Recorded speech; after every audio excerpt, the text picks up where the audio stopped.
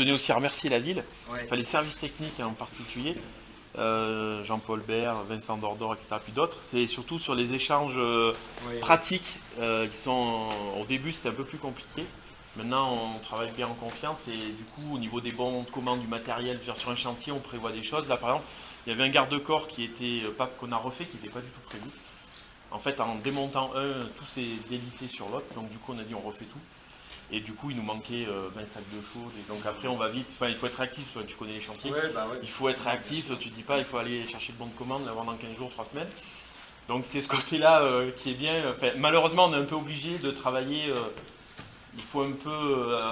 Ils arrivent à assouplir un petit peu la contrainte administrative, quoi. Ouais, et ça, c'est bien. Ouais, pour nous, c'est fabuleux. Bon, en tous les cas, on vous remercie beaucoup de votre contribution, participation à cette réalisation, à ce travail. Pour vous remercier, on a apporté 2-3 petites choses à vous remettre.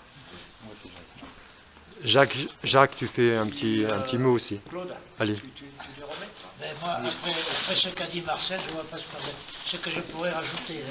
Simplement, encore une fois, merci. Merci à vous, mais merci aux équipes les années précédentes qui sont passées aussi. Voilà. Donc, on avait prévu, puisque j'avais une liste de 8 gars, on avait prévu 8 petits cadeaux.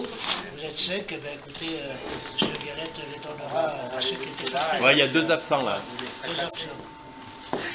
Mais on transmettra. Et puis n'oubliez pas, quand vous ferez des curriculums vitae, n'est-ce pas, pour chercher du boulot, de mettre dessus, quand vous avez rempli ce genre de fonction, de tel chantier, etc. C'est important. Surtout si vous postulez à la ville. Tu devrais avoir Oubliez bâtiment complet. Alors, le CAP qui passe, c'est MPCE. Maintenant, c'est bâtiment de collectivité. C'est ça, d'accord. Donc, il y a une spécificité ou une spécialité sur chaque électricien, voilà, maçon, le but, c'est la finalité de ce diplôme, c'est justement d'intégrer soit une collectivité territoriale, le service technique de mairie, soit un hôtel, un centre de vacances. C'est des agents d'entretien. C'est d'intégrer donc un service agent d'entretien. Voilà. Alors, ils ont des bases dans tous les domaines, c'est-à-dire qu'ils ont l'habilitation électrique. C'est ça.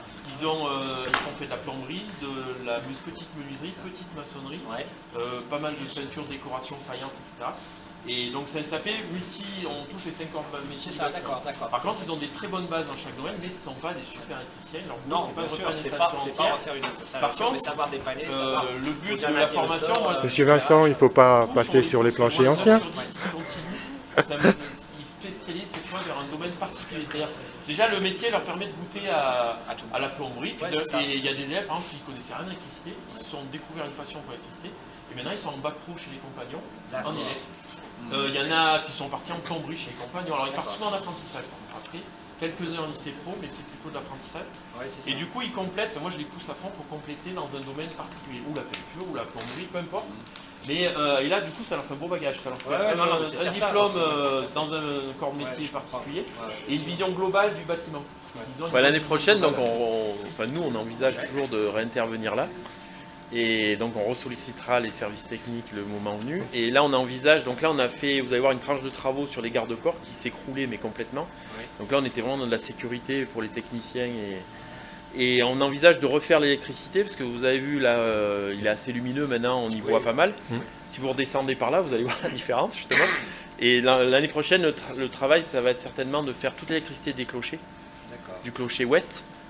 Où là, par contre, c'est pas simple non plus parce qu'on travaille à hauteur. Là, il y a le Greta qui nous aide, qui met en place les cordes de sécurité. On attache l'élève, il est sur l'échelle, il travaille mais attaché dans l'eau. Parce que de l'autre côté, on retrouve la même situation. C'est la symétrique, sauf qu'il n'y a pas les salles d'horloge. D'accord, il n'y a pas les salles d'horloge. Mais par contre, il y a les cloches. La même configuration. Il y a la salle du carillon. Et les escaliers sont à refaire aussi alors là-bas. Alors les escaliers pour le coup sont...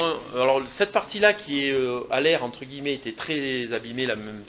Par contre en dessous tout de suite quand on passe sous les planchers, ils sont en état très moyen mais c'est pas dans critique. Je veux dire c'est plus un surfaçage qu'il y a à faire.